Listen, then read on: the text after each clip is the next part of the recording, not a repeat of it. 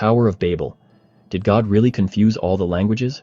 In Genesis chapter 11 verses 1 through 9, we learn about the Tower of Babel and how humanity's desire to make a name for themselves led to the confusion of languages.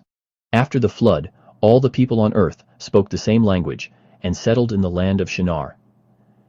They decided to build a city with a tower that reached to the heavens, believing that by doing so, they could make themselves famous and avoid being scattered across the earth. However, God saw their pride and their desire to reach the heavens, which reflected a lack of humility and dependence on Him. In response, God decided to confuse their language so that they could no longer understand each other. Without the ability to communicate, the people were unable to continue their work on the tower. As a result, God scattered them across the face of the earth, and the city was left unfinished. The place where this happened was called Babel because it was there that God confused the language of the people.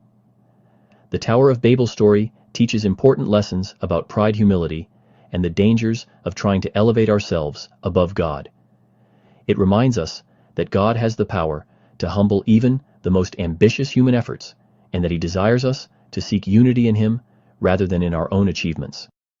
It also explains the origin of the many languages spoken around the world today, as God's actions at the Tower of Babel led to the division of people into different nations and cultures.